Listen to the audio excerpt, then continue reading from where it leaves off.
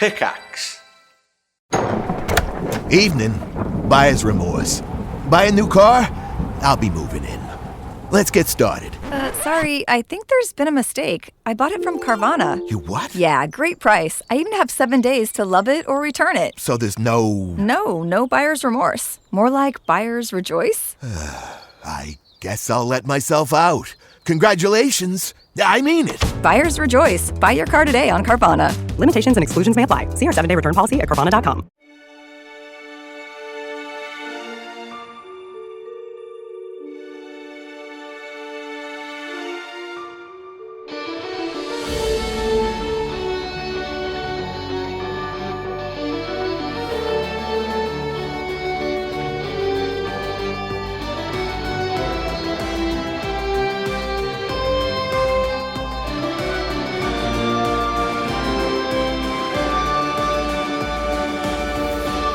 Hello, and welcome back to another exciting episode of No Quest for the Wicked. Gentlemen, I have two very friendship-ending questions. Yeah, what are they? Are you ready to rock? He's probably ready to rock. Oh, sure, I'm ready to rock. More importantly, are you ready to roll? Yeah, he's rolling the dice on his life every time he uses lightning. Life just rolls on, whether we do anything about it or not. So we shouldn't do anything? Is that what you're saying? Oh no, we've done it again. Before we get into this week's episode, let's do a quick little recap. Y'all are in the sort of worlds underneath the world that you have learned that Dura Sancta is comprised of. All the previous iterations before they were destroyed by the Obsidian Council are magically compressed and put inside the planet in sort of a Russian doll stacking situation. However, that magic is failing or backfiring or working as intended. You're not quite sure. But the center of the world is beginning to crystallize. These layers are crystallizing further and further out. And the people who somehow still live in these worlds are concerned that their lives are going to be lost when the crystallization reaches. And also, you don't know what happens when it reaches the surface. It could just crystallize your world as well. So you've been tasked by the cave dwellers, the people who are currently living on this realm, to find an oracle in order to hopes to find a solution to this problem. You were also seeking it out for a slightly more selfish reason and hoping that you might be able to find a cure for the disease that Vlyn has, which is his electrical powers that were granted to him by seemingly a member of the Obsidian Council, is tearing him apart at a molecular level. And hopefully with this power of foresight, the oracle will be able to reveal a cure or a way to stop it or help him in some way. You followed the tracks of porcelains and these husks of former Contra-Dynamic employers who had kidnapped the seer, and they were convinced that the only way to take her power was to kill her through a ritual which involves summoning the Wellspring Guardian and then sort of like sacrificing themselves in order to unlock her power. You interrupted the ritual, won the ritual yourself, and therefore was granted the power of the medallion in order to enter into the wellspring. And you're not quite sure what, but the oracle has assured you that this is the way to merge your powers. Vlyn, you are still outside with Tauros on the other side of the wellspring, and Flit, you entered the wellspring with the oracle together. Vlyn, you have watched Flit walk through this wall of light hand in hand with the Blackford Oracle of the Cave Dwellers. After a fairly intense moment of you using your powers, despite Flit begging you and demanding you not to, but you saw it was necessary to sort of like win this challenge and defeat these sort of ghosts that you were fighting off against, and you used your powers. How does Lynn feel physically? Is there something that are you noting a change in your body? Or when you use these powers, do you not notice at all? No, I think he does. I think the way he sort of feels about it, I don't know if either of you have watched much Naruto Shippuden, but there's a part in the show where he develops a new power that doesn't have many stakes later down the story, but in the moment you think it does, because it's a wind power and it's actually cutting through his cells. when he uses it. So it's a similar idea. The more he uses his power, the more risk he can be at. So I think Vlyn has this image in his head. I think the paranoia that Flit has set into him as well is making him be very aware of his body. And he feels like the cells in his hands are almost being fried. Like his nerves are being like torched a little bit. And he's like sort of in the corner, like not in the corner, but like just standing, staring at his hands, sort of flexing them back and forth. And I think he just goes like, he sort of just goes, damn Caradan. What was this for, huh? Fuck! I don't know what's right, Tauros. I don't know what's right. He walks over and puts one of his big hands on your shoulder, kind of gives you like a little shake, and just says, listen, I can't pretend like I really know what's going on between you and your pal, but I don't really have that here. Like I don't really have a guy looking out for me. So whether he's right or you're right or whatever, from what I saw, where I was standing, I think you made the right call. All it would have taken was one big attack from that Guardian, and he could have taken out 4 of those things, and who knows what would have happened if it collected the energy before we did. You made a call, and I don't think it was the wrong one, but I also get where your pal's coming from. He's just looking out for you. He's scared for you. I'm scared too, but what am I supposed to do, bud? Like, this adventure isn't over. This will not be the last time I'm put in that situation. I'm a part of this. I can't just step out because I might die. We might die doing this anyway. I just have a timeline. I'm sorry, Tauros. I don't mean to dump on you. I mean, listen, man, we're all sort of on a timeline too down here with that crystallization. I don't know how long it's going to take before it gets to us. I don't know what it's going to do to us when it gets here. So, yeah, I get the anxiety of a ticking clock. I'm just saying, maybe I understand sort of what you're going through, but we get what we have. I truly mean this for a reason. So if you have these powers, maybe not using them is the wrong call. But again, I'm not a doctor, so I'm just saying I don't know. I think I'm frustrated because Flit is like a brother or son to me. But when I came here, I left those behind on purpose, you know? My oldest boy, Lance, begged me to come with me. He knew something was up, and he begged and he begged. He's a big, strong boy, an athlete. He could have been helpful, but I just sort of left. So to leave that, think I was scot-free, and then come into that sweet boy, I think it's a blessing and a curse that I put upon myself. Yeah, I mean, unfortunately, unless you're fully committed on cutting everyone out, someone's always gonna creep in. I know from experience. And he kind of walks over to a sort of like rock that got kicked up through one of the attacks of the Guardians, and just kind of sits down on it and begins carving something into his anchor.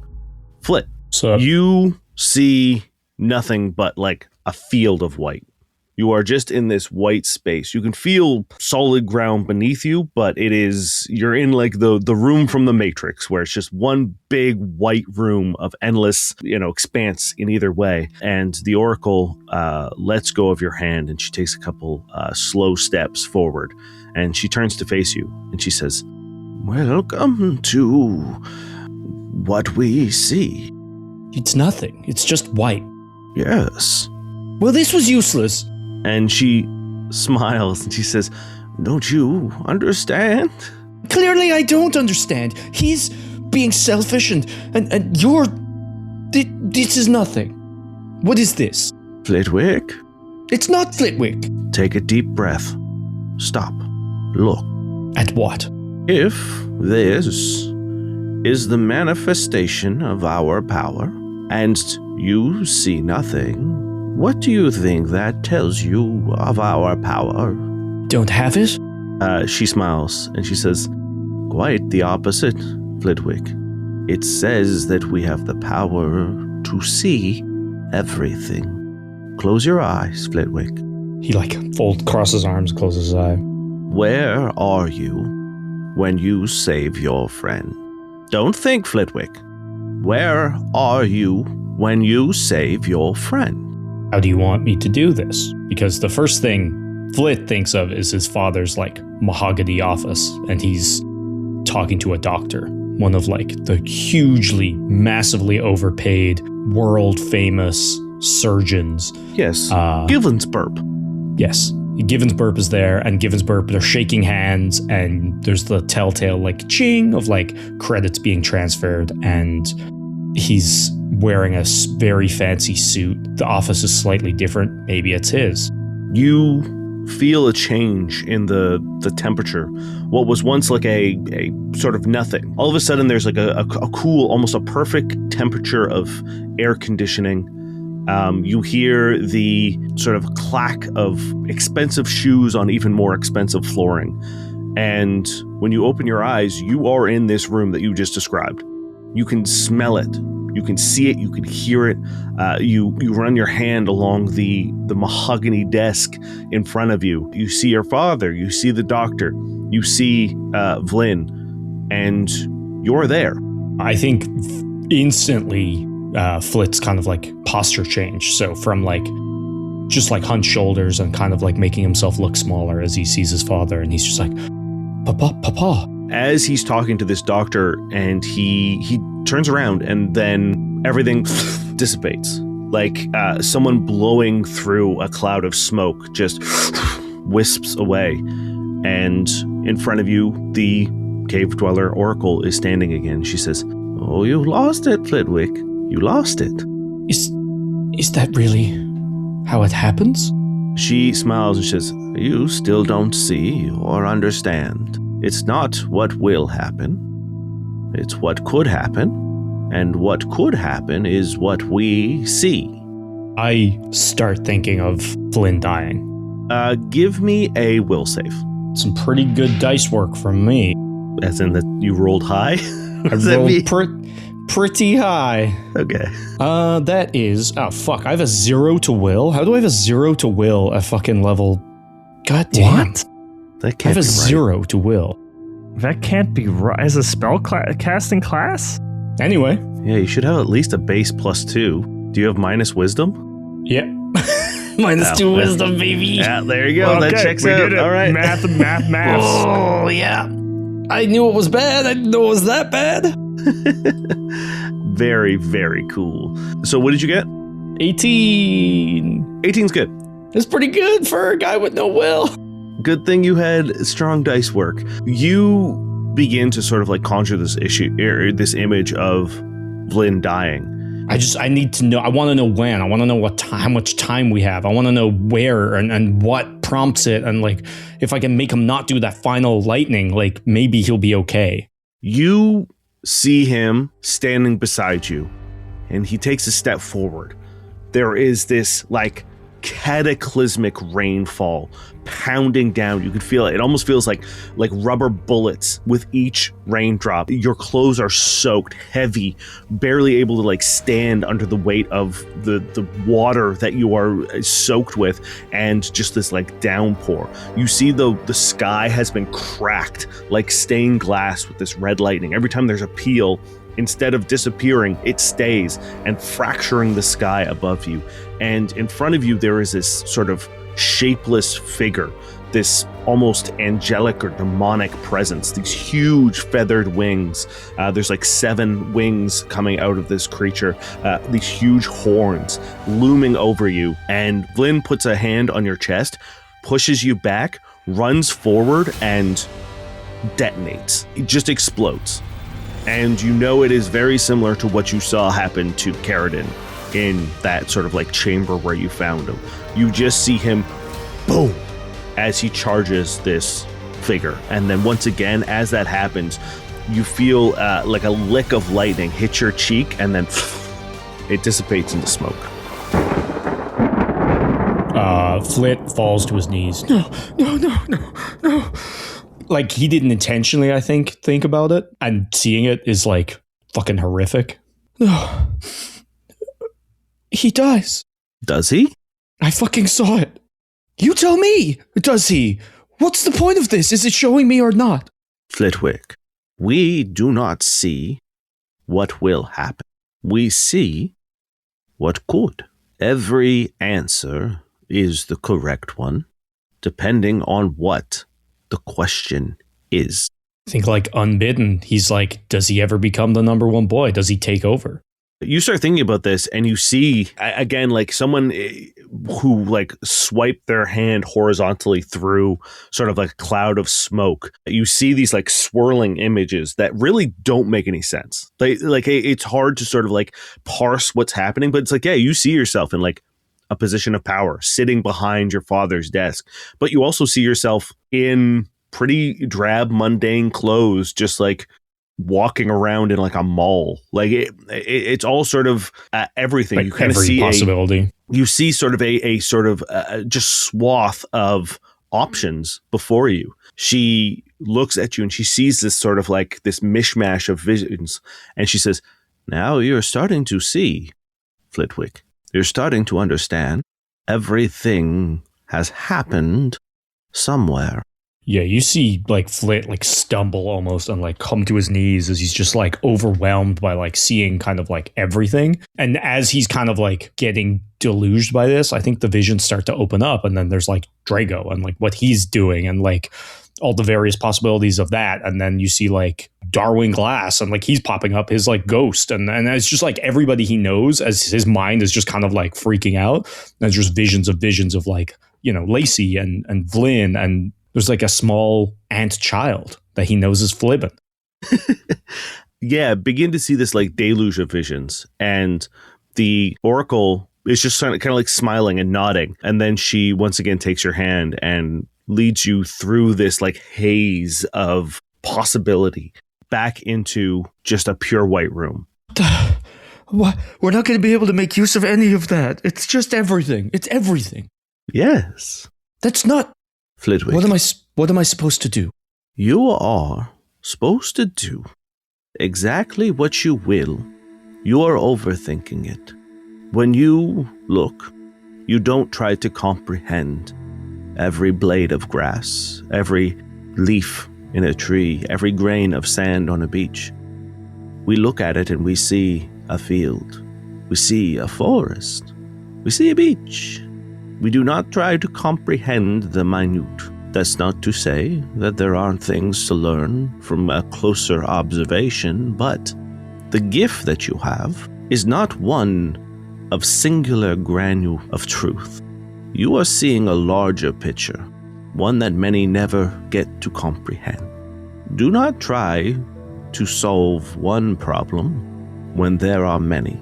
So what am I supposed to do?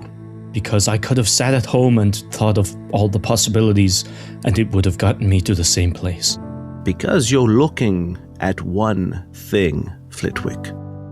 Think larger. And she puts her like sort of like hands on the side of your head and she says, think larger, Flitwick. Beyond yourself, beyond the people that you know, beyond the people that you wish you were. Think larger. Can you give me a will save, please? You fuck. Hey, his 0 to your will save is new information to me as well. It's an 11. You instinctually scream in pain as what the cave dweller oracle is saying to you both makes sense and doesn't at the same time. Mm-hmm. But you are going to take a little bit of damage. Rolled max damage. You take 12 points of psychic damage. Perfect.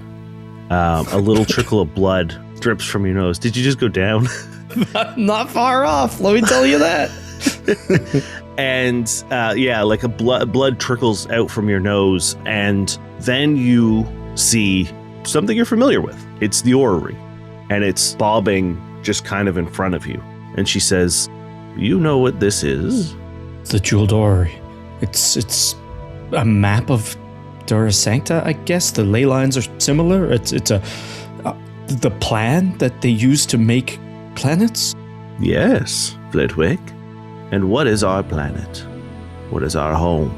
Like Dura Sancta? That is what you call it, sure. It's a trap. It's a... She smiles. You can see that, like, it's that sort of like look that a teacher gets when the student finally starts understanding the problem. And she says, yes, Flitwick, that is exactly the word I would use for this planet. A trap. But they require it to set the trap. And she once again sort of like walks through this image of the orrery. It kind of dissipates and forms back up, and she says, "Now, if they couldn't make a new planet, they wouldn't destroy this one." Okay, that sounds like we're getting somewhere. So how do we stop them from making a new planet? If it's a trap, and he walks over and he starts to kind of like walk around the orrery and he's reaching his hands out. It's just like, are you saying this is like a schematic to disarm it? She thinks for a second. She says, "Disarm might be the wrong way to see it. Perhaps repair it." And she sort of like spins the orrery around. And as you're looking at it, you now see something that you never noticed before. A small little hole at the base of the orrery. And you've seen like what people have imagined it to look like a sort of like replication of a solar system. And you know that like there are these big jewels that represent planets and suns and whatever on it. This is not the jeweled orrery. It is a piece of it. If you were to return it, you would be able to, in theory, do what the Obsidian Council has done many times before. Create planets. Where does it get returned to? She puts her hand through the orrery, and it begins like stacking. With each sort of like stack, there is a shimmering layer in between it. And she says, "Where it once was, I believe." And she presses, like, puts her hand through the middle one, or the bottom one, and it gets covered in crystal. And then she begins lifting her hand through all of them. They begin this like purplish pink crystal. If we could return the past, Dura Sanctus, we could repair much of the damage that has been done. Based on what Xander has told you, they pull that planet through, leaving a hole in the dimension that gets sucked through. Mm-hmm. If we could return the past Dura Sanctus to their rightful spots, perhaps we could save them from the crystallization. How do we do that? You would need to find the orrery. Where do we find that? That was the question I asked. Where is it? Wait. And I'm like, where is it? And I close my eyes and I'm like, where is it? You think, and you try to piece it together, and you hear the growling of a dog. Vlyn, it's been a considerable amount of time. It's been like about an hour since Flit walked into the wellspring, and Tauros is now like pacing back and forth, and he looks at you and goes, "I don't know how long mystical magical stuff usually takes, but this seems a little long, right?" A little bit, yeah. You think we should go in there, see if they're okay? And what, maybe die? We're not mystical people. Yeah, okay, all right, yeah, okay. Could you give me a perception check, please? Yes, I can. Where's Vlyn again? Also, if you haven't, please consider yourself having taken a 10-minute rest. What about me? No, you don't get anything. I got 23 HP left. That's going to be a 28 perception. That's really good. You hear echoing through the tunnels above footsteps and like chatter. Okay. I think Vlyn sort of gets up, does a couple jumps, stretches, looks at Tauros and says, "This might get wild." He looks at you and goes, "All right, okay, yeah, this is a way to pass some time." And he sort of heaves his anchor up onto his shoulder and gets kind of like low into a fighting stance. And these people shuffle out through the tunnel, and you just hear them going, "Synergy, yeah, profit margins, okay, return of interest, ROI, synergy." And it's about 4 or 5 different species and races and genders wearing contradynamic outfits, uniforms. Some seem to be like higher ups, others seem to be grunts, and they're just kind of like milling about and just kind of like wandering around. And they see you and they say, "Trespass? Trespass." And then they look at each other, "Synergy," and begin sort of like scrambling down the scaffolding down over to you. What would you like to do? I take the cigarette, like the 8th or 9th cigarette I've smoking from this last pack I've had in my jacket. I throw it on the ground. I stamp it out with my foot. I look at Tauros. I look at these suited punks. and I say, I have some steam to let off. I think we get ready to fight all these dudes. One of my favorite parts about making No Quest for the Wicked is getting to add in the soundtrack during editing. It always blows my mind how much of a difference choosing the right track can change and elevate a scene. As a podcast, I get to take my time choosing the best sound, but when you're running a game at your own table, you don't want to ruin the tension as you fumble around looking for the right song. Instead, you should be using Tabletone. Tabletone is an immersive soundscape app that allows you to dynamically change the music and sound at your table with the tap of a button. Turn a pulse-pounding battle theme into a rousing victory or a crushing defeat without skipping a beat. Underscore a sentimental moment and swell the strings at the exact right time. Whether your campaign is high fantasy, dark horror, or futuristic sci-fi, Tabletone has a soundscape for you. Use the link in our episode description and try today for free. Bring Hollywood-grade adaptive music to your campaign and be the hero at your table. There's like 4 of them that are just kind of like stumbling towards you and just kind of like mindlessly saying these like weird jargon that really doesn't mean anything. What's weird about synergy, Dane? You're right. There's nothing wrong with synergy. Thank you.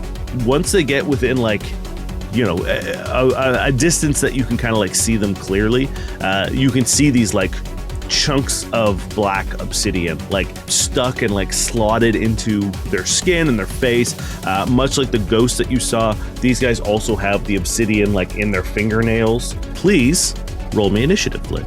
Natural 20 for 24. Oh, and Toro's got a nat 1, so very strong. All right. The whole scale of things. But you go first, Vlyn. I think Vlyn, let's get steam to let off. Sort of doing his boxing motions, just jumps in, gets a head start, goes to the closest guy, and winds up for a second, thinks about just going lightning, and then hears Flit's voice in the back of his head, and he hesitates, and he just does a normal punch. Somewhere he's proud of you. That's just going to be an 18 to hit. 18 does hit this guy. Cool. That's going to be, since I'm just using my fists, a D3 plus 13.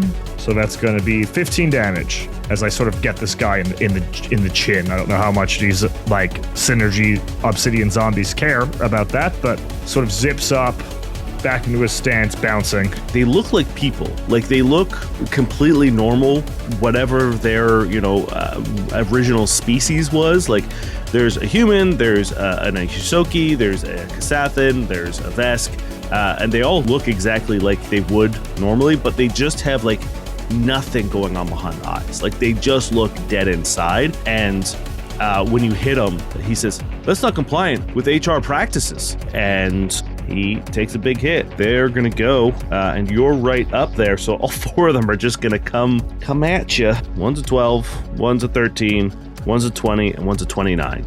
A 20 and 29 hit. Okay. You take 16 damage and 12 damage. Okay, I had 5 to the 16 because of my drawback. It is like a kinetic damage, right? Yeah, they are scratching at you. Could you give me a fortitude save, please? Yep. And that's going to be a 21. You are good. Toros' turn. Toros comes running in. He's going for the same guy that you hit. He runs. As you sort of like hit him, you just see Toros soaring above you, two-handing this anchor above you or above his head, and just comes slamming down on the top of this guy and just pretty much explodes him. He just goes in a mist of blood and guts. And the 3 look back at their bud that just got absolutely smoked and go, "Terminated." He's terminated. It is your turn again, Vlyn. Cool. I think now that like hasn't used his lightning powers for a while, maybe this is the first time not using his lightning powers in boxing. He's focusing on the techniques that he learned more so. So instead of just going for a big lightning punch, I feel like he ducks down and like goes for a couple quick jabs on the guy he uppercutted and is focusing more on technique than brute strength. Well, that guy's dead. Well, that's the one that died. That's when Toros just it blew up. Yeah. Then the next one on. His coworker. Are you his boss? Upward management, movement management. First hit is going to be 27 to hit. Yeah. That's going to be for 14 damage. Second attack is going to be 26 to hit. Yeah. And that's going to be another 14 damage. Oh, yeah. This guy, he dead. Yeah, you've killed him as well. So I think punch to the abdomen, he sort of blows, like the air gets knocked out of him. Even though I don't know if they breathe, but he's collapsed a little bit, and I just go right up into his throat, and I can feel every bone in his neck break as I sort of make contact. Yeah, his whole head just like back like a Pez dispenser, just and he just falls back, hits the ground hard. Downward momentum, career trajectory. Yeah. It is Tauros's turn. He's going to attack one of the other guys. Let's go. He crit. Almost max damage on both my D12s. You see as you like uppercut, you kind of like get down for a second, and Tauros just does a big sort of like circle, like spinning motion, and just fucking clips another guy. Side of his head, just head clean off. Just goes fucking soaring. This guy kind of like takes a couple steps, pulls out like one of those like key cards on like an extendo, tries to like swipe it, and then falls over. And it is your turn again. There's only one guy left. All right, man. I don't think what we're doing here is going to move the needle. So I think we might need to put a pin in it, touch base, and then maybe drill down the next time. So we'll circle back, and I'll see you on Monday. He's nodding. As I run up and just like, haymaker. 19? 19 hits him yet. And that's going to be 16. And then a natural 1 for the last one. So I think that haymaker, I sort of spin around. My jacket gets caught in the air and it covers me up a little bit. And I'm like, crap, this is not cool. Oh no. Oh no. Yeah, you hear Tauros kind of like chuckle to himself. Last guy coming for you. That's a miss. I assume 14 doesn't hit you, right? No. Yeah, okay. Tauros' turn. Tauros also misses. He rolled a 2. It is back up to you. All right. I get my jacket sort of like dust myself off. I'm just going to hit you now. Sorry, bud. And that's going to be a 23. Yeah. For 14 points of damage. How do you finish this guy?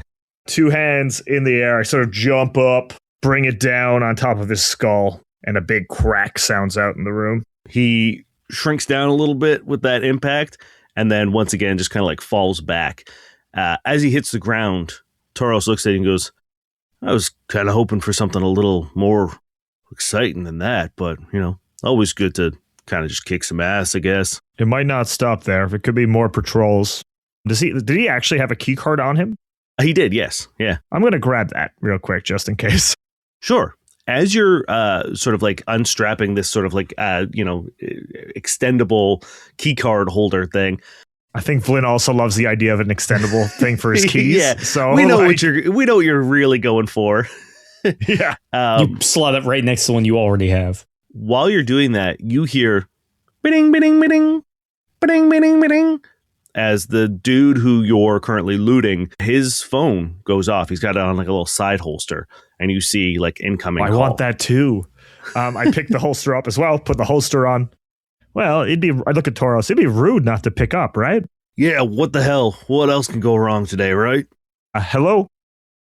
Flit, you hear this like growl that you've heard before many times.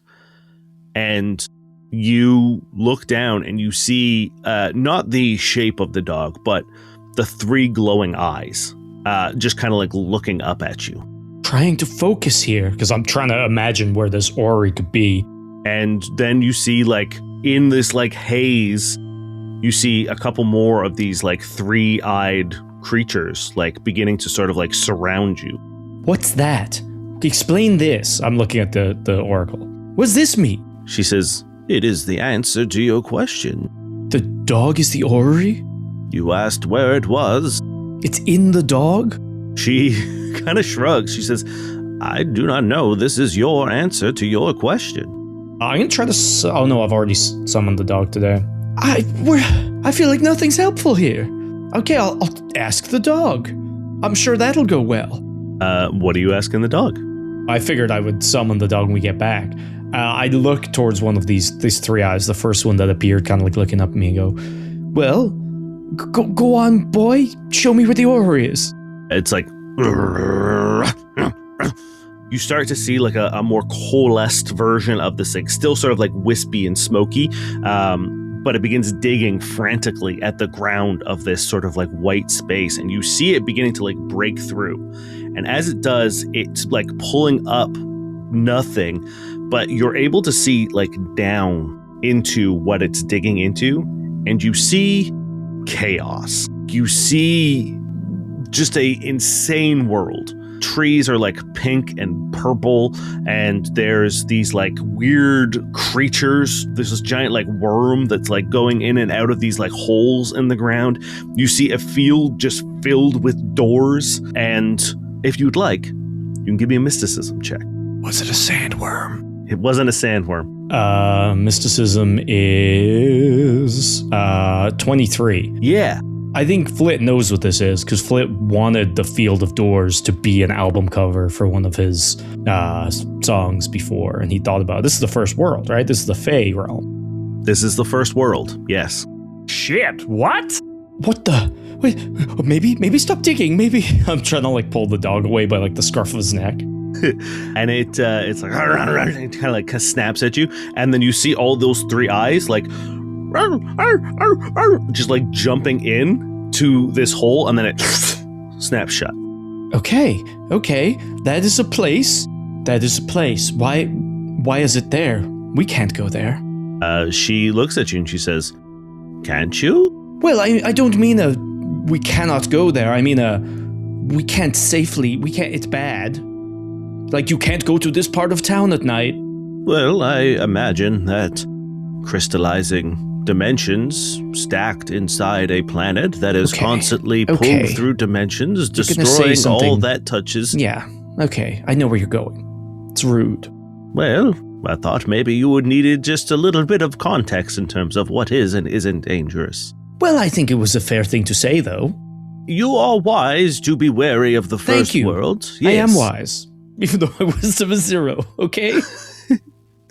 It sounds like your wisdom is lower than 0. You can't take me into this white formless space just to like rag on me. I saved your life, and yeah, you died. Sorry about that, but that wasn't me. You wanted to die. Yes, I suppose. Speaking of which, I believe our time together has concluded. Before we depart, remember, Flitwick, you wish to see the beach, not the grain of sand. I'll try to remember. I hold out a hand. Is there anything you want me to tell your people or a loved one or anybody? I will not be departing my people. I will turn to guide them in the ways that we do. Oh, well, that's not so bad. I appreciate you thinking of me and of them, quite frankly. But no, I wish for you to tell your friend something from me. Vlyn. Yes. He probably won't listen. He's selfish. Maybe not, but listening might not be what you need him to do. Okay, well, what do you want me to say? We're kind of not talking right now, but... She smiles and she says, the challenge of seeing beyond is knowing too little and saying too much sometimes. I would never do that. Tell Vlyn that sometimes the future is the past. Sometimes in order to ensure what was is, you need to ensure what is was. What? I'm trying to remember it all. And she smiles and she says, perhaps, Flitwick, you need to remember one final thing in regards to Vlyn. And she reaches into her little side pouch and pulls out what looks like a battery pack of some sort. And she puts it in your hand. And she says, you will understand in just a moment. And then she takes a step back and she says, it has been a pleasure to know you as briefly as we have. Please do well with our gift. And she begins turning into that smoky apparition. She fades away. Her eyes go white with the wellspring light, and they hover there for a second, much like how the dog's eyes were. And then you lose track of them in the brightness of this room.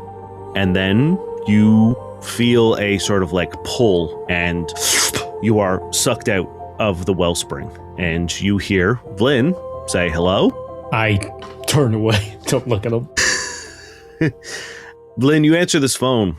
And on the other line, you hear a connection, but no voice or anything for a moment. And then you hear, is this Vlyn? Yeah, yes. Vlyn speaking. How can I help you?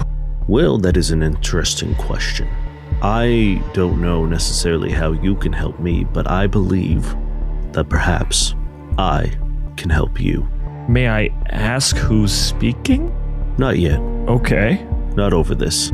All right. This is a pretty cool flip phone. Is this standard? It is for those who used to work for Contra. Yeah. Pretty sick. I would hang on to it in case I need to contact you again before we meet. Okay. Where do you want to meet? I will send someone to get you. Okay. You'll know them when they get there. On this floor or our floor or... It will be on a level below. We have to go deeper? For now. I can assure you, as long as you try to do no harm to me or my people, I will do no harm to you and yours. Hey man, I don't know what you're capable of, but I don't like harm both ways. He says, hands bloodied of of who he just beat the crap out of. But okay. I just feel the weight of your status. You seem like a high status individual. You hear as okay, that's the person fair. hangs up, and you notice that Flit has returned. I stare at him without saying a word. I'm not looking at you. I run over and tackle him to the ground. I was Get so off worried, me. bud. I was so worried, bud. Oh, we're allowed to be worried about each other now? Yes, of course we're allowed to be worried. You think I didn't use my powers because I wasn't worried about you? Maybe I'll jump back in, see if it obliterates me this time. Is that No, okay? Because we're bud. allowed to just harm Bud. ourselves? Flit, look, I love you, buddy. I love you with the bottom of my heart. And when I'm in a situation where I think you're at risk, I have a hard time thinking about myself. Because that's what a bud should do. Like you do for me. So this time, I made a decision. It was mine to make. I knew it was going to make you sad. And it may happen again. But look, I just kicked the ass of all those guys with just my fists. No lightning. Look, not a single burn mark. Tauros is nodding. It's true. So it's okay for you to care about me, but it's not okay for me to care about you, is what you're saying? No, it is That's what I okay for hear. you to That's care what I hear. about you. No, I've got a... No, but... It's a two-way street. It's a two-way street that both ways go Vlyn. I get it. No, but love you like one of my sons. But not enough to care about what I want. No, enough. But because I think of myself as a father, I'm gonna go above and beyond, and I do not think all the time. I've not been perfect. I have done things for my kids that they did not want me to do, and I didn't need to do it, but I have done it. All right? I'm not perfect. I sort of look down as I say that. It's like, I have done some bad stuff. I think you decapitated an office worker with your fist. Yeah, no, by the I looks of did. it. Yeah, no, I smashed it like a watermelon. Melon? What? Tauros looks over and he says, I did that one. And he points to like the head that's across He did the do that room one. as well. Good He job. did do that one. Good job. But it's us fighting isn't going to help anybody. And I will not use my powers unless I feel like I have to for the foreseeable future, okay? Flick kind of like straightens up and he looks I'm at like you. sitting on top of you on the ground. Yeah, he we're- like, I've got my arms crossed and I uncross them and I look at you in the eye for the first time and I will save you one way or another. I hope you do. And I will save this galaxy or planet or whatever. I get a flashback to you sacrificing yourself and exploding and you see like tears kind of well up at my eyes when you say that. It's okay, bud.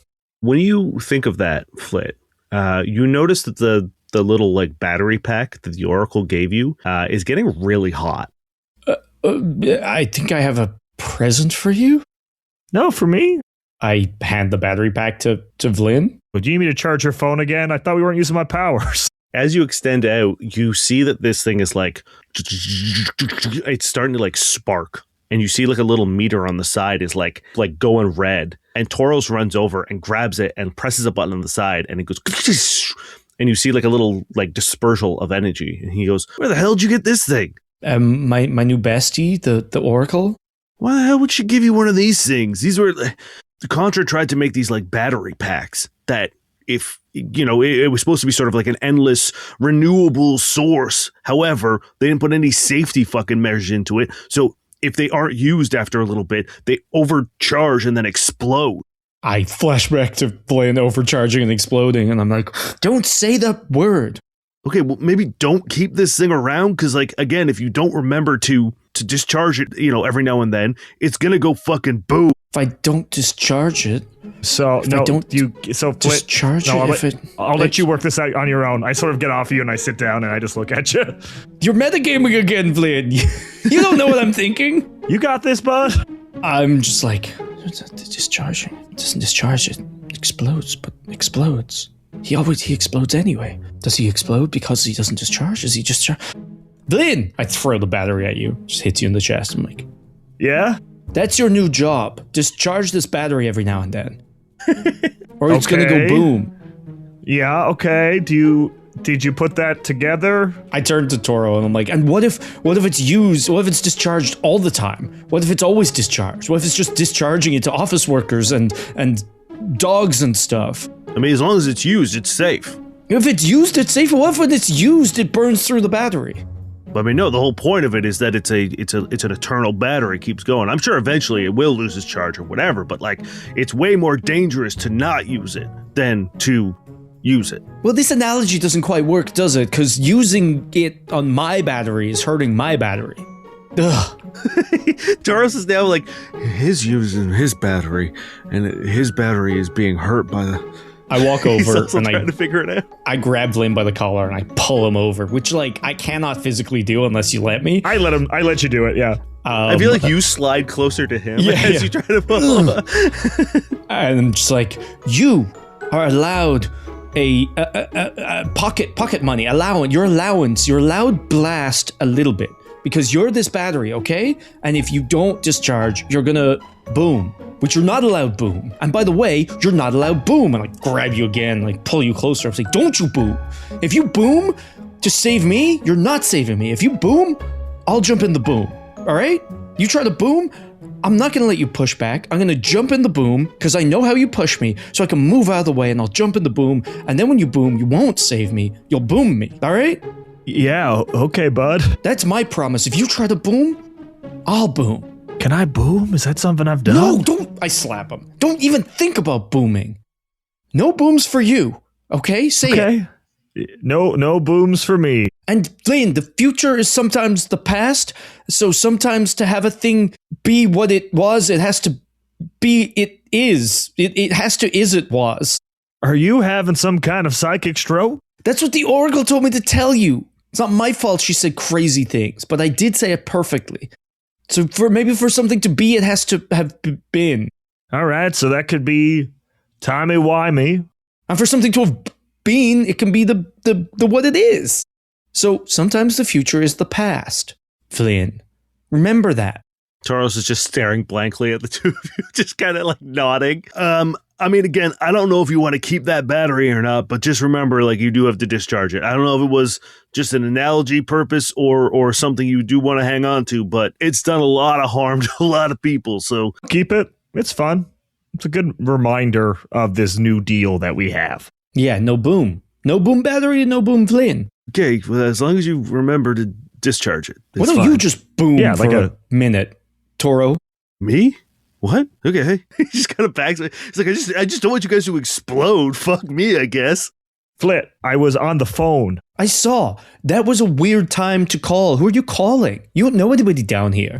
I think it was a serious businessman. My father? I don't know. Probably not your dad, but maybe. I don't know. Did he have gravitas and he was kind of scary and he was gravitas and it was kind of scary. Why didn't you put me on the phone? Did he say anything about me? Wait. Was he from here? Was he from was it? Who? Why? He's from lower. Okay, you asked their name, right? I did. He didn't tell me. Well, that's a power move. But would your dad tell somebody his name the first time they talked? Someone like you, lowly? No. Exactly. But he's below us, so I think we might have to go deeper. Oh, well, we do also have to go to the Fey realm. Just a heads up on that one. That's real? Of course it's real. I don't know. What? No, your community college really failed you sometimes, didn't it? Well, I read my kids' books. Look, I think we should start heading back, maybe. Tell them that we've done what we've done. Taurus looks at you and says, if you want to go meet with this guy calling you, I can return back to my people and let them know that that you hopefully have a plan to fix this, to save it. You have a plan, right? Yeah. We have to go talk to some fairies. Okay, well, I'm not going to tell them that. I'm just going to say you guys got a plan. I've got it. Hey, Toro, I've got it all sorted out. Give me a diplomacy check. Can he smell me, Dane? I'm not gonna. He can't smell you. I'm not gonna make you bluff because you do have a what you need to do roughly. That is a 30. Great. Yeah, he nods and he goes, "You guys are fucking weird, but I do think you're our best shot. So yeah, I'll let my dad know. I'll let Roland know. I hope this whole thing strengthens your bond with your father. By the way." He just turns around and starts walking away. Toro, try to make it work with your dad, even a little bit. He nods and just says, "I don't really know if I'm the one that needs to make it work, but sure." Hey, I get that more than you can imagine. Just approach it with a little grace, and if it becomes too much, I don't know, just don't do anything drastic, okay? I find to not look him in the eye and to really just do everything he says and try to anticipate what needs he might have and to really do those and not speak up in his presence and just kind of stay out of sight. Those have worked for me. Didn't work for me, so... Two very different pieces of advice. I guess I'll maybe meet in the middle between the two of them and, yeah. Do nothing. Yeah. Hey, I throw him another battery and I'm like... What? Did you get a second battery? It's just one of mine. Just think about it. And he goes off mumbling, trying to figure out what the fuck just happened. Sorry to anyone who had to listen to the last 10 minutes of absolute madness. What would you like to do? Wait, you said he's down a level. So in a different deeper world? Not sure. Another layer? Or we might have to go down deeper. When God spoke a minute, it seemed to say that he was one floor below us in this building. And that's a lot easier for us. Oh, maybe he's just below us in this building. I'm not sure. You're currently not in a building. You're currently in one of those big trophy room things. Yeah. Is there a path that says to next level? There isn't. No. You know that there's only one way out of here, and that's the tunnel that Toros just left. The husk came in, where you guys entered from, that leads up into that sort of office complex that you were originally. I guess we go explore the office complex some more. Yes, but Vlyn, we need to get back. I want to help these people, but to do that, we need to get back to our reality. And what about the noise cave? It's ours now, and it's been left in Drago's care. I'm sure he's doing a great job, bud. I'm sure he's doing a great job. Look at his resume. His disaster after disaster. It was just his name on a piece of paper. I know, but when I talked to him, he said, this villain made him do this heinous thing. This villain made him do this. He's probably doing crime right now. I'm sure we cut to Drago, and he's handing a envelope of cash to someone in a black hood. Portnoy, what's he going to do without me? He's probably absolutely aimless. We're just having one conversation with a mysterious figure of power. That's how it always starts. And then we're gamballing across the country. What we do is that we make a deal. We're going to make another deal. I can see it in your eyes. Did you already make one? No. We make deals together. That's the deal. Okay. Did you agree to meet? That seems kind of like a deal. Well, I said we'd stop by if we could find him. Go. Find him. You coming? I'm coming, but go. Lead the way. Okay. Still angry at you. Start walking down the path. Yeah, you guys climb back out of this trophy room, head up. You enter into that complex, and the second you get up there, you see a couple more dead husks lying around that you didn't leave, and a porcelain standing in front of you who is missing an arm and has the remnants of a face drawn on them. My God. Can you speak here? It looks at you and says, "Yeah, I can speak here." Hey, welcome back. You got yeeted through the roof. That looked sore. Yeah, that sucked. But you're fine. You're fine. Look at you. Did you go so far up, you came back down? Yeah. I mean, I think that's the best way to put it. You don't just come down because you go so far up. Well, I'm sure you missed us. Yeah, oh yeah, a lot. Hey, we tried very hard to help you. Yeah, I appreciate it, I guess. Well, that's good. Are you coming? Oh, the guy who wants to meet us is the man in the sky. No. I think you might be a little off base, but yeah, Our leader wants to see you. Okay, well, lead the way. Do you have other things to tell us? You were trying to tell us a whole bunch of stuff. You really need to work on your charades. Yeah, your charades do need... Yeah, look, I tried to tell you some things and I got pulled through the fucking sky. So, yeah, I'm not exactly in a sharing mood right now. But all's well that ends well. Look at you now. You see, he's covered in like cracks. He's missing an arm. His face is all fucked up. He says, yeah, just killing it over here. Okay, well, I like, as they turn around, I was like, ooh, at Vlyn. I think you do have his arm. I think one of you took his arm. Probably like in my apartment, like just like tucked in a corner. Vlyn, you could give it back. I don't have it. I didn't think we'd meet him. I didn't take it with us on our... Okay, well, maybe don't mention it then. Yeah, no, I won't. But like, if we get back, I'll return to sender it or something. Make a deal for more information. No, we said we wouldn't. He begins leading you through some of the tunnels, and he waits for a second and kind of like looks around, checks his corners and stuff, and then pulls out a small porcelain knife, almost like a kunai kind of looking thing, and stabs it into the rock and pulls it down, and you see sort of another cave on the other side of this like tear. And it literally looks like cloth that he's just pulled open. Like it's loose. Like the rock that he just cut through is like waving in kind of the wind. He says, this doesn't stay open long. So come on. So cool. I follow. Yeah, so do I, obviously. But yeah, you step through and there's a bit of disorientation. There's like a kind of like that feeling when you are in somewhere that's really air conditioned and then you walk out into like the humidity and there's that like kind of feeling. Yeah. There's like that hits you for a second. You smell metal working and like kind of a forge kind of smell. You can smell like steel and metal. You can smell sort of like soldering irons. You hear the like clang of metal on metal. You hear machinery. You also hear like laughter and some music. You hear people talking and yelling, and then you realize that like you are in a small settlement of some sort, and you're still in a cave, but like looking around, you realize that like there are porcelains everywhere, and there are porcelains of like all different sizes. There's like little ones that look like little kids. There's big ones. There's wide ones. There's like all sorts of these porcelain creatures, and when you guys step through, there is a not unhostile reaction. Like people look at you, and anyone with like smaller kids like pull them close. People start like closing doors, shutters. Anyone who's like selling is stuff. Everyone here a porcelain?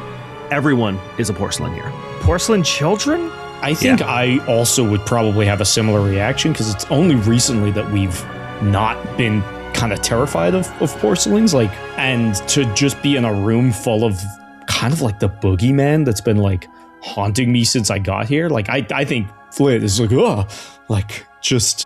It's okay, bud. Everyone has a story to tell. Okay, God. Did the office workers you massacred have a story to tell, Vlyn? Yeah, synergy. So most of the porcelains also are like wearing clothes. They're dressed in different styles and fashions, and you can kind of like make out probably like what some of the species are based on like what they're wearing, like, or like what they were. And yeah, you can see like, there are people in dresses, there are people in suits, there are people in Kasathan robes, there are people in sort of like Sheeran armor and stuff like that. So it's like you notice that like this is sort of like a mishmash of people of all different sort of cultures and stuff. Do the Kasathans still have their face covered? Some do, yeah. Oh yeah. Like some still have like the mouth guard. You can see that like some of them have welded on like little antennas, which would make you think that like maybe they were Lashunta. Yeah, it's like there seems to be a little bit more of a personality here. Like people were trying to retain who they were, as opposed to sort of like some of the ones that you have met who have been just kind of like completely naked porcelains. And the one that's leading you turns and says, it would probably be smart on your behalf to just kind of stick with me. Yes, of course. And he leads you through this housing and markets and whatever. There isn't like any like food really, which stands to reason that maybe they don't eat, which makes sense because they don't have mouths. Yeah. Although you do know that Roland was making tea and food and stuff. So like maybe they do eat. Like it seems kind of like ambiguous right now as to like what their requirements are. But for all intents and purposes, there's like flower shops, electronic stores, weapon stores. As you move in, you see sort of the central point of this settlement is a massive forge that is in the bottom of this like huge kind of ravine. Once again, almost like a quarry that has been repurposed, except you see this like magma flowing. And as soon as you walk in here, you get the source of that heat, that humidity. And it's that there is like an active sort of like volcano in here that they have repurposed into a perpetual forge. And you see machinery and casts and stuff, people like lifting chains of like an engine and like things that wouldn't really make sense in terms of like them making down here, but they're manufacturing a bunch of different shit here, including weapons and armor. And as you kind of like skirt the outside of this forge, you kind of get to see like the whole scope of it. Seems to be split up into like quarters, and they're all seem to be like making like one side is vehicles, one side is machines, one side is like armor and weapons, and one side is sort of like, you know, everyday appliances and stuff. And you come up to these large plain wooden doors, and the porcelain that's leading you there cracks them open, and, you know, with one arm holds it open and says, "All right, he'll see you now." Do you have a name? Yeah, it's a Kit. Kit. Well, good to formally talk, I guess. Yeah, sorry. Like, so sorry about that. That was a clusterfuck. We were still new to this adventuring thing. Look, are we really apologizing that much? With the information that we had, we were acting quite naturally. You attacked us, we attacked you. It's... Yeah, okay, sure. He'll see you now. Don't think Kit likes us. Yeah, we walk in. Yeah, as soon as you walk in, there's another shift in sort of room temperature. This is a lot more comfortable. I wouldn't say AC, but like it is not as hot as where you just were. And there's a small sort of like curve around. There's like some lighting sconces and stuff. And then once you walk in, you're in like an office. Like there has been intense care put into like putting up walls, putting up like there's a fake window with a view of a city skyline. There's a really nice ceiling fan spinning. Flit, this isn't unlike your father's office that we saw in your vision. Like this is a pretty close approximation to what a high-powered individual's office would look like. And it doesn't look shoddy. It's not like a plywood desk made to look nice. It's a nice desk. And the same thing with like all the other fixtures. Like the bookcases are very nice bookcases filled with very nice books and like rare books and stuff. And you can clock this right away, Flit. Like there's no check needed. Like you've been in 100 of these and this checks out. And behind the desk is a man, a porcelain, in a well-tailored suit with what looks like chiseled facial features. Like cheekbones have been carved out. The most disturbing thing is the two eyes have been shattered so that there are holes in his face and like spiderweb cracks around where his eyes would be. Not unlike if you've seen Doctor Strange, the like Mad Mikkelsen character in that. It's like these spiderweb cracks coming out from his eyes, and you see like a mouth has been like carved into the porcelain itself. Are the features like human? They look humanoid in nature, but it's kind of like hard to tell because a lot of people or like a lot of species have. But like, yeah, there's like eyes, nose, mouth, ears, but still they don't move when he talks or anything. It's not like it's animated or anything. It just seems to be carved into the porcelain itself. And when you walk in, he stands up and he says, "So, we finally meet." Yes. I like your space here. Thank you. He takes a step around the desk and extends out a hand to shake. First to you, Flit. Yeah, I shake it. Very much like in, you know, I'm putting all my like business acumen and like leadership and my like cultural like politeness, all this, you know, firm handshake, like blah, blah, blah, like all that bullshit. And then to you, Vlyn, he shakes your hand and then goes and leans against the desk and he says, "If you would like, you can take a seat, but it is up to you." I mirror what he's doing exactly and like lean against like the bookshelf. My name is Martex, and it is nice to finally meet you. And who might you be? I'm the leader of my people, and I think we are aligned in our goals. Well, if you don't want to be crystallized, then yes. It's a little more than that. Obviously, I'm working to protect my people, but I've already failed the lower levels. There are some that we have lost before we knew what was happening. I have evacuation procedures in order to move those in the lower levels up as high as we can go, but obviously there is a limit to that. And the crystallization seems to be speeding up and growing exponentially faster. I don't know how much time we have to solve this. I'm hoping that your time with the Oracle provided you with some insight on how we might be able to fix this problem. I believe so. Good. What have you discovered? Well, Okay, you are being coy and Coy? Is that what we'd say? Maybe reticent, maybe Yes. cautious, maybe smart. I agree. No offense, Martex, we just met you. And yes, you have a cool office, but if I were to do everything a man with a cool office asked me for, I wouldn't be very good at business, would I? No, and that's why I am willing to answer any questions you have. If I can answer them, I will give them to you.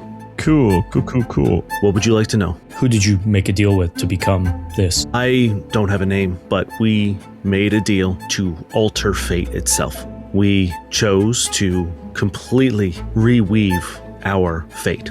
This is not common knowledge, or maybe it's a little esoteric, but fate weaves itself into all of our lives. A lot of people think that it is a solid path, that what is planned for us, we are determined to do, but that is not how it works. It is a loom, so to speak. It is a process in which threads are pulled and woven together. So if you choose the right threads, you can choose your own fate. And that is what I did. I made a deal for my people, my world.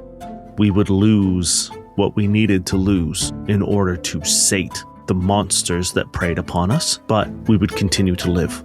And this entity that you made this deal with, they weren't part of the Obsidian Council? No. Well, that's good. Is and it? Once again, we will never hold it against you about making deals. No, We are- it's very easy to fall into. We do a lot of those, and we have not thought much about most of them. Well, I have thought a lot about the one that I've made, and I am concerned that perhaps it was my hubris thinking that I could save everyone, which put us in the position in which now we may all die. Perhaps fate isn't as malleable as I thought. Well, silver lining, you got a couple more years minimum. I don't know how long you've been like this, but About 25. that's 25 more than you would have gotten, even if everything goes badly. So, hooray. Yes, unfortunately, survival doesn't really count if it comes with a death sentence. Well, how are you moving between the levels? He reaches in to his desk and pulls out one of those knives that you saw Kit have. We have had a lot of time to figure things out, and because I am more or less the architect of these layers, so to speak, I was able to reverse engineer the magic that binds us. I am able to cross through them, temporarily at least, to move from one layer to the next. This includes making it to the surface. As you have seen, we have made it there a few times. We know. Yes. Yeah, sorry about that. I No, guess. no, you apologize for that, actually, Martex. For Attacking us multiple times. The pick. Why did you want why did you want this? Vlyn, you're interrupting their apology. Sorry. he looks at the pick and he says, because we know that the person who that scale belongs to had an artifact that we need. And if we could have a piece of him, we would be able to perhaps scry on him or magically discern his location. And if we could find him, perhaps we could find the artifact we were looking for. Cool. Well, could you tell us about that specific individual? Was he a cool guy? Was he, I don't know, really good at not exploding? He walks over to his desk and presses a button, and the lights kind of like dim, and he pulls out sort of like a screen kind of descends, and he pulls up this like graphic that seems to be about the Obsidian Council. And you see Xander, you see Claudette, you see Carradine, you see the guy in the robe that you met that people have been calling BP, and then like a couple more shadowy figures. There's another person who seems to be incredibly tall, like very long, kind of slender man-esque. And then you see two people who seem to be like not conjoined, but like bonded somehow. They like have like shackles between their chains or like their necks. What a fun family photo. Those are like in shadow, though. They don't seem to know them. The same thing with Xander. Xander is also in shadow. You recognize it, Xander, but they don't seem to know who that is. The only two that seem to be known is Carradine and Claudette. The Obsidian Council. Yes, our jailers. So you were going to tell us about Carradine? I believe that's their name. Yeah, that we may or may not know anything about. Again, gentlemen, I know you know things, and I'm trying to extend an olive branch. You can tell me what you wish. I will tell you everything I can. Okay, so let's pretend. Let's play a hypothetical game, okay? Yes. You see he walks back and sits down in his chair. We have a friend. Pretend. A friend, someone that we may or may not know. He puts his elbow on the desk and leans on it. That may or may not have been hit by Carradine's lightning, transferring a portion of Carradine's powers into that individual. Or so we believe. And that individual is maybe dying, actually? And do you know how to stop that dying? Dying. He leans back for a second. He says, I'm sorry that is a trouble that your friend is facing.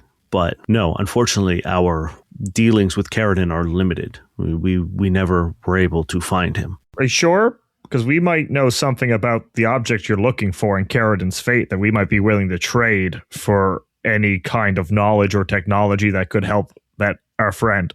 No, if we had Carradine, we wouldn't be looking for your pick. We know he was involved somehow in the oil rig. We sent expedition after expedition after expedition. Yeah. Sorry circumstances about that we know might have opened a path to Carradine, but we were never able to figure it out. Okay, he's dead. We figured that one out. He is dead, yes. Okay, well, I don't really have any love lost for the Obsidian Council. I don't really care if he's dead. What I care about is what he had. Okay. Why do you want it? Because if I had access to the jeweled orrery, I would be able to undo this. I'd be able to give us a home again. I would be able to return us to where we were. I would be able to untangle fate in a way that I tangled it. Yeah. Okay, well, we're working on that, so don't worry. He stands up and he says, you will understand that I may get intense on this topic because this is my life's work. Mm-hmm. This is my singular thing that defines who I am as a person. I challenged fate. I changed it, and I'm worried that I have ruined a lot of things because of it. If you are saying that you can get the jeweled orrery and are, as I said, our goals are aligned, which is why we're having this meeting. If we can undo some of the mess that I made, my resources are yours. Okay. Excellent. Do you know anything about fairies? He kind of looks at you and says, Fae? Does your fancy knife get us to fairyland? Call it the first world, Vlyn. I'm sorry, I'm not too familiar. He thinks for a second. He says, well, it's technically not a planar crossing. He thinks for a second, then he goes over and he starts pulling some books out, laying them out. And he says, although I think perhaps I could maybe task some of our mystics with enhancing the knife's power to allow for a very brief portal into a different plane if we could find maybe a way of attuning it or something. This is something I could figure out. If you think that getting to the first world is key to... It is. It is key, yeah. Okay, then yeah, I can make that work. If you need a way into the first world, I will be able to open that door for you. Okay, wonderful. Excellent. There we go. That's Synergy. great. I need you to know that I am trusting you with a lot. I hope at a point in time you can trust me as well. But I need one thing to be clear and understood. We as a people will do whatever it takes to survive. If at any point in time our goals no longer align, if you decide that you know better or will not help us, you will be our enemy, and we will do whatever it takes to save ourselves. Same here, I guess. Yeah, I hope you understand that we may come across as a goofy duo, but when it comes to protecting me and those I love and my world, I feel bad with what happened with everything else going on, but I am a family man, and I will do whatever I think I need to do. So, if we understand that about each other, and the intensity that comes with that, we can move forward fine. He nods. My hands still have dried blood on them that I'm sort of as I put them on the desk. He nods, and you could guess if his face would move, you would see the hint of a smile as he says, then I guess we have a deal.